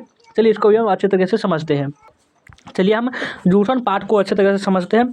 लेखक के परिवार की आर्थिक स्थिति बेहद खराब थी, बहुत खराब थी। लेखक की माँ, बहनें, भाई और भाभी दूसरे के घरों में उनके जानवरों के देखभाल का काम करते थे। उसको जानवर को क्या करा, दाना डाल रहे हैं, उनका गोबर साफ कर रहे हैं, जितने भी ऐसे काम जो नहीं करना चाहिए सभी कर रहे हैं। काम बड़ा ही तकलीफदेह था, किंतु काम के बदले अनाज बड़ा ही कम। शादी ब्याह के अवसर पर मेहमानों के पतलों के जूठन ही नसीब होते थे, और कुछ मिलता नहीं था, सिर्फ जूठन नहीं, पतलों के जूठन से पूड़ियों को सुखाकर रखना तथा सर्दियों में उन्हें पानी में भिगोकर नरम मिर्च मिलाकर खाना, यही नसीब होता था। यानी कि जूठा वो क्या करते थे, बहुत दिन तक बचा रखते थे, क्योंकि वही खाने को मिला तो दूसरा कोई खाना उनको देता नहीं था। लेखक हमेशा सोचा करता था कि उसे अच्छा खाना क्यों नहीं मिलता। वो जब लेखक छोटे थे, उनको जब पता है हमें ऐसा खाना क्यों मिल रहा, हम शुद्ध खाना क्यों नहीं खा पाते लोगों की तरह। पिछली वर्ष सुखदेव सिंह त्यागी का पोता सुरेंद्र सिंह किसी इंटरव्यू के सिलसिले में शहर आया तो उनके घर रात में रुका था और खाना खाया। लेखक के घर, जिनको उसी के जो परिवार वाले जूठा किया करते थे, उनका आज बेटा जो है वह सुखदेव सिंह त्यागी जो पोता है सुरेंद्र सिंह, वह उनके लेखक के घर आया हुआ है। उनके रात में खाना भी खाया, खाने की तारीफ भी की। तारीफ सुनकर पत्नी खुश हुई, जो लेखक की पत्नी थी ओम प्रकाश वाल्मीकि जी, वो बहुत खुश है। लेकिन लेखक के बचपन की यादें ताज़ी हुई, उनको बचपन को वही बातें याद आने लगी कि सुखदेव सिंह त्यागी की लड़की की शादी थी, उसके लड़के की शादी थी, और शादी से 10-12 दिन पहले ही पूरी तैयारियां चल रही थी। बारात आई, बारात खाना खा रही थी। लेखक की माँ एक टोकरी लिए दरवाजे के बाहर बैठी थी, साथ में लेखक और छोटी बहन भी थी। वह उस समय सुरेंद्र पैदा भी नहीं हुआ था, जो आज लेखक यहाँ खाना खा रहा है वो उस समय नहीं था। यह भी क्या कि यह तब की बात है। लेखक, उसकी माँ और बहन इस उम्मीद में बैठे थे कि उन्हें भी खाने को मिलेगा, क्योंकि बहुत सारे अमीर लोग की शादी होती है, कुछ न खाने को उसमें गरीबों को भी मिलता है, लेकिन वैसा नहीं मिला। किंतु मिठाई और पकवान की जगह डांट मिली। उनको क्या है, बहुत डांटा गया, उसने वहाँ से भगाया गया, चूड़ी भाग गया, इस प्रकार से उनको बुला जलील किया गया। लेखक का अगला स्मरण से भरा है। लेखक उस समय 9वीं कक्षा में पढ़ता था। कौन सा 9th में थे, आजकल जो 9th थी इसमें 9वीं कक्षा में थे। घर की आर्थिक जो स्थिति वो दयनीय थी, बहुत पीटेबल कंडीशन। पशुओं के मरने पर उठाकर ले जाना, जो पशु मर जाते थे तो वो उनको ज़बरदस्ती बुला कर जितने भी नीच काम करना वो उनको करना पड़ा। तथा उनके देखिए जितने भी महापुरुष हुए उनका कुछ ना कुछ जीवन में संघर्ष था ही। अब अम्बेडकर जी को देखें तो कितने संघर्ष किए, उनको पानी नहीं मिलता था पीने के लिए, तथा उनके चमड़े उतारना लेखक के परिवार का कार्य था। एक दिन गाँव में एक बैल मर गया। आपको ये बताया जा रहा है कि एक दिन एक गाँव में एक बैल मर गया। लेखक के पिताजी घर पर नहीं थे। लेखक की माँ ने लेखक को चाचा जी के साथ उस काम के लिए भेजा। चाचा बैल का खाल उतारने पर क्या कि लेखक के छुरी चलाने का भी ढंग नहीं था। लेखक को छुरी से कैसे उनको क्या तो चमड़ा होता था निकाला था ये भी नहीं आता था। एक छुरी चाचा के भी पास थी। चाचा ने दूसरी छुरी लेखक को थमा दी। कह देखिए चाचा तो बहुत हिचकिचाते, वो नहीं करते, वो सोचते लड़के कोई भी आ देते यही काम करेगा। लेखक के हाथ कांपने लगे। चाचा ने छुरी चलाने का ढंग सिखाया कि देखो ऐसे मारा छुरी और इसे खाल खींच लेते, इस बार सिखाने लगे। लेखक एक अजीब संकट में फंसा हुआ था। जिन चीज़ों को वह उतारना चाहता था हालात उसी दलदल में घसीटे जा रहे थे। जो लेखक चाहते थे कि हम ये काम कभी ना करें, लेकिन उसी काम को लिए करने के लिए बाध्य कर रहा था। चाचा के साथ तपती दोपहरी पर यह यातना आदि की जख्मों की तरह तन पर ताज़ा था। और आपका ये जो आपका चैप्टर है आपका समाप्त होता है। आपका जो जूठन चैप्टर है। अब आइए आपका हंसते हुए मेरा अकेलापन, जो कि ये जो आपका मल्लेश जी इसको लिखे हुए हैं, और ये आपका 11वां चैप्टर है। 11वां चैप्टर, इसके बाद आपका 2 चैप्टर और बचेगा, तो आपका क्लियर करके ही जाइएगा। तो अब इतना रुके हुए तो थोड़ा जरूर रुक जाइए। चलिए इसको समझते हैं। हंसते हुए मेरा अकेलापन, ये एक डायरी है। इसमें आपको बताया जाएगा डायरी आपको लिखना चाहिए। आप चाहे तो आप अभी डायरी लिख सकते हैं, क्योंकि आप बात करें तो आपका जब भी जिस दिन से शादी होगा उस दिन से आप स्टार्ट कर सकते हैं, या फिर कभी से भी। तो हंसते हुए मेरा अकेलापन इसको मल्लेश लिखे हुए, तो इसका पूछा जाएगा कि हंसते हुए मेरा अकेलापन पाठ का सारांश लिखे, तो अब लिखना है कि मल्लेश की डायरी कविता से ही प्रतीत होती है ना, कविता जैसे ही लगती है, जिसमें उनके अंतर की गहरी छाप है। उनको एक साहित्यकार के आत्मनिर्माण का प्रमाणिक दस्तावेज माना जा सकता है। यह डायरी कई प्रश्न जो होती है वो उभारती है, व्यर्थ का चिंतन होता है, या उस पर नियंत्रण रखना ही बुद्धिमानी है। व्यक्ति को जहाँ ईमानदार होना आवश्यक है, वही विचारशीलता भी उसके लिए आवश्यक है। यानी कि विचारशीलता भी, यानी कि विचार भी करना चाहिए वहाँ पे। दायित्व बोध तो जीवन का सर्वाधिक महत्वपूर्ण लक्ष्य ही है। दायित्व बोध की महत्वपूर्ण हो, ऐसी ही स्थितियों के मध्य उनका चिंतन पूरा हो। मलयज की कविता और आलोचना से कम महत्वपूर्ण नहीं है उनकी डायरिया। एक प्रतिभाशाली संवेदनशील कवि आलोचक के आत्म निर्माण का भी प्रमाणिक अंतरंग साक्ष्य। उन्हें पढ़कर यह जानना और अनुभव कर पाना संभव होता है कि साहित्य कर्म निराश शब्द व्यापार नहीं है। साहित्य लिखने और साहित्यकार बनने के लिए लेखक ने पढ़े जीवन में भी कितना सजग, सावधान और स्वाधीन होना जरूरी है। एक व्यक्ति को कितना खुला, ईमानदार और विचारशील होना चाहिए, यह इसमें बताया जाता है। तो आपका देखिए, ये तो हंसते में अकेलापन है, इतना ही आपका समरी था, बहुत छोटा था, लेकिन आप इतना ही आपको लिख देंगे, आपका 5 नंबर जो होगा वो मिल जाएगा। आपका अगला चैप्टर है, इसका नाम है तिरिछ। तिरिछ जो आपका चैप्टर है इसको समझते हैं। इसके बाद एक चैप्टर और बच जाएगा शिक्षा, उसको भी अच्छी तरह से हम समझ ही लेंगे। चलिए, आपका तिरिछ चैप्टर है, इसको समझना स्टार्ट करते हैं। आपका एग्जाम में आएगा तो कैसे आपको लिखना है, चलिए आपको हम बताते हैं। देखिए शुरुआत कैसे किया जाता है। शुरुआत में आपको है, तिरिछ कहानी में पिता का आधार लेकिन पुरानी पीढ़ी के संस्कारों और विश्वासों को बड़े बारीकी से उभारा गया है। पिता प्रातः भ्रमण पर गए थे, उन्हें तिरिछ काट लेता है। तो तिरिछ की बात करें तो वह एक लिजार्ड की तरह होता है, यानी सांप की तरह माना जाए तो वो होता है, लेकिन उससे और भी खतरनाक। तिरिछ के बारे में यह मान्यता है कि वह रात को अपने मूत्र में स्नान करता है। जो भी उसका जो पेशाब होता है इसमें स्नान करता है, उसके बाद आदमी का बचना वो कठिन हो जाता है। यानी किसी को काट लिया तो वो मूत्र में जब स्नान कर लेगा तो वो आदमी बच ही नहीं सकता। जैसे अभी आप इसमें सुने भी होंगे इसके बारे में। पर यदि वो तिरिछ उसी समय मार दिया जाता है तो उसका भीषण प्रभाव जो होता है वो कम हो जाता है। यह भी प्रचलित है कि जो व्यक्ति तिरिछ को मारता है उसका चित्र उसकी तिरिछ, उसकी यानी कि तिरिछ की आंखों में उभर आता है, यानी उस आंखों में रह जाता है। जैसे आप देखते हो ना, कहते लोग सांप को मारोगे तो सांप उस फोटो खींच लेगा और तुम्हें मार देगा। और तिरिछ का परिवार उसका बदला लेता है। तिरिछ का जो भी परिवार होता है, जो माता पिता बात नहीं करते, उसकी पत्नी जो होगी उसका बेटा होगा वो बदला लेगा, आपको वो काटेगा दोहरा दोहरा कर, आपको यहाँ से लेकर लाहौर तक। तिरिछ कितना भयंकर है यह एक तथ्य है। पर यह सत्य यह है कि आजकल संवेदना शून्य, उच्छलन, उदंड नगर का जीवन उसका कोई गुना खतरनाक है, विशेषकर उस व्यक्ति के लिए जो सरल, संकोची व अनासक्त होता है। तिरिछ एक जंतु है, जानवर है, विषैला भी है। वह शहरी जीवन का कम विष भरा है। यह तिरिछ कहानीकार के स्वप्न में बार बार आता है। तिरिछ जो होता है वो कहानीकार जो है, तिरिछ जो उदय प्रकाश लिखा है, उदय प्रकाश के सपने में बार बार तिरिछ आता है, उसे आंतरिक भी करता है। उसके बारे में कई मान्यता है। वह तभी काटता है जब उसे कोई आंखें मिला, जब उसको कोई आंखें मिला लेंगे वो तो आपको दौड़ा दौड़ा काटेगा, चाहे आप पूरे दुनिया के शेर काहे न करा ले। तो आंतरिक भी करता है और इसके बारे में कई मान्यता है। वह तभी करता है जब उसे आंखें मिलाता है। कहा जाता है कि तिरिछ को देखते ही उससे आंखें जो हटा लेनी चाहिए, उसको आगे किसी भी परिस्थिति में नहीं मिलाना चाहिए। आंखें मिली वह दौड़ा और वह आपको उसको फिर नहीं छोड़ सकता। चाहे वह यह भी वह ध्वनित है कि वह अपने मान्यताओं से हरे बंधे, वह विज्ञान का भी महत्व क्या कि स्वीकार नहीं करते। यह भी मान्यता है कि अगर उसको मार दिया जाए तो रात में चंद्रमा की किरणें उसको जीवित कर देती है। यानी कि वो मार दिया जाए और उसको आप जलाए नहीं तो रात की जो चंद्रमा किरणें उसको जीवित कर सकती है। पिताजी ने यह भी उस तिरिछ को मार दिया था, ये लेखक लिख रहे हैं। किंतु पिताजी का परंपरागत ढंग से उपचार चलता रहा। उसी दिन पिताजी को शहर जाना था। वह क्या एक पेशी थी अदालत में, यानी कि जो गवाह हुआ होते हैं वो पेशी थी अदालत में। सड़क पर गांव का एक ट्रैक्टर शहर जा रहा था। तो और उसके बाद क्या हुआ, उसके बाद वे उसमें बैठ गए।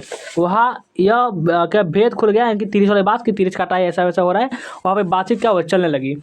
तिरिछ ने काट लिया उसके पिताजी को। वहाँ उपस्थित पंडित राम अवतार भी थे, जो कि पंडित राम अवतार बाद में आपका ऑब्जेक्टिव आएगा तो बता देना है कि उन्होंने बताया कि कभी कभी तिरिछ का जो प्रभाव होता है वह 24 घंटे बाद ही होता है। यानी कि 24 घंटे, देखिए आपको कुछ काट लेगा तो आपको बहुत सारे जो कभी वैद्य ओझा इस बात नहीं जाना चाहिए किसी भी परिस्थिति में।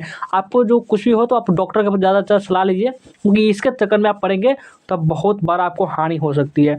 राम अवतार वैद्य भी थे, कहते हुए वैद्य भी थे। बोले चरक सूत्र में विष ही विष की औषधि है।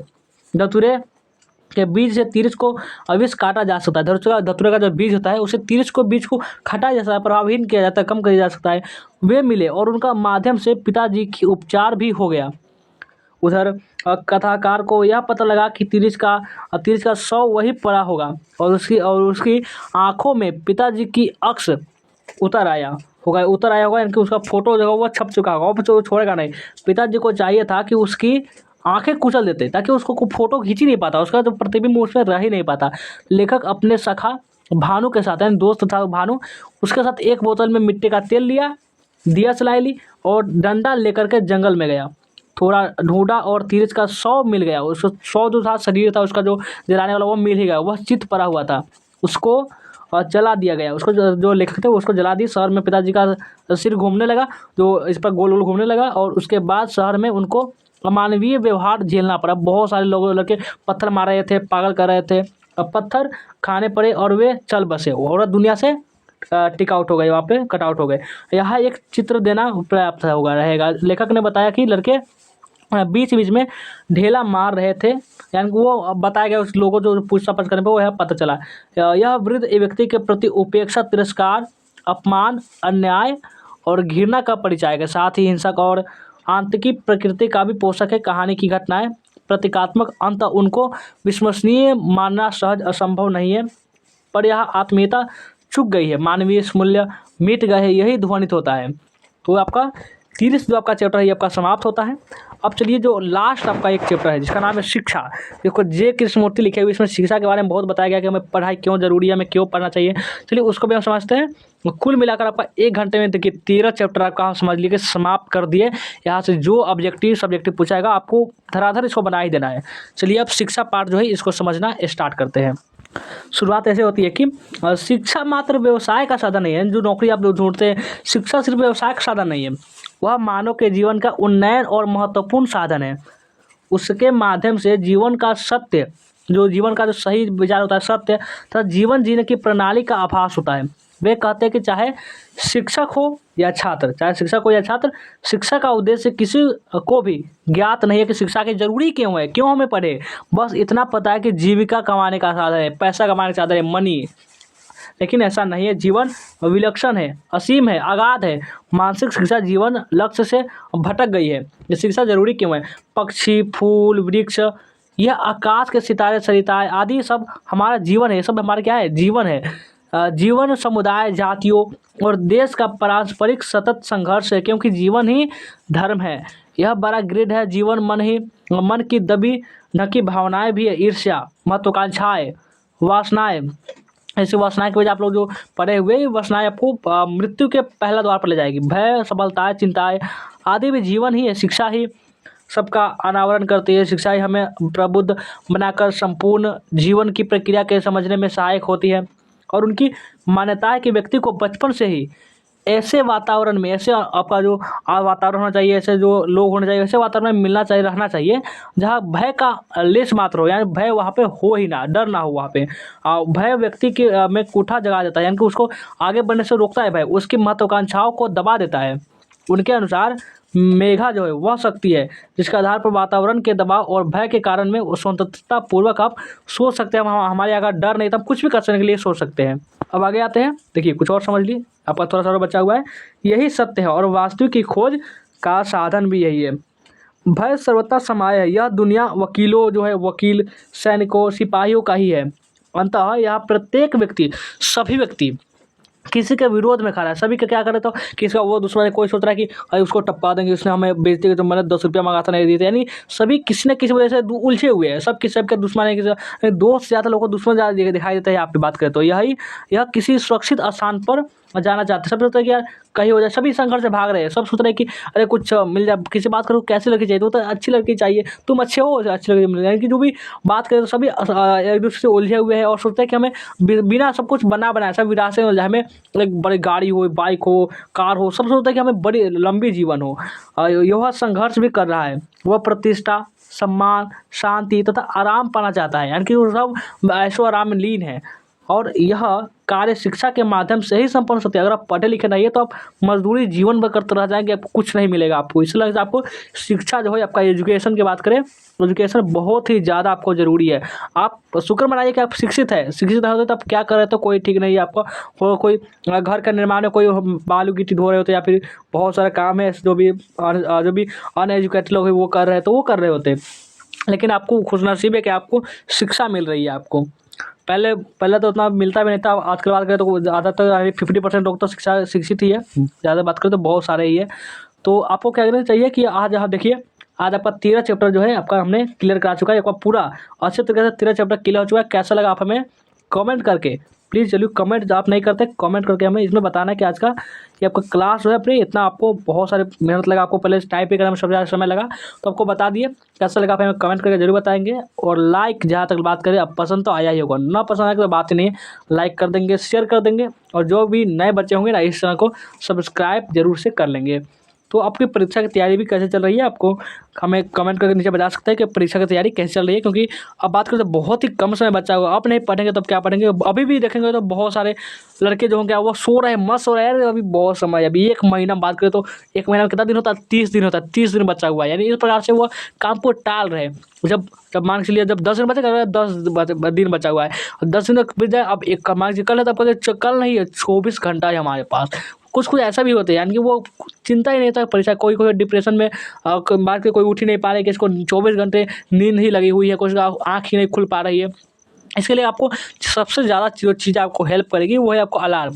आप अलार्म अगर सेट करें, ले आते अलार्म भी बहुत करें तो इतने नींद आती है, कल अलार्म बजते बजते रह गए लेकिन आप उठ ही नहीं पाए। हमारे साथ भी होता था, कोई हम तो ऐसा नहीं है कि हमारे साथ नहीं, हमारे साथ भी होता है। लेकिन आपको इस पर नियंत्रित करना चाहिए जितना हो सके। अभी अभी आपको सबसे ज़्यादा समय आपको पढ़ाई पर देना ही चाहिए, और नहीं देंगे तो आपको बहुत ज़्यादा परेशानी पड़ जाएंगी। इसलिए आपको 100% एग्जाम में दिए, तभी आपका रिजल्ट भी 100% आपके सामने आएगा।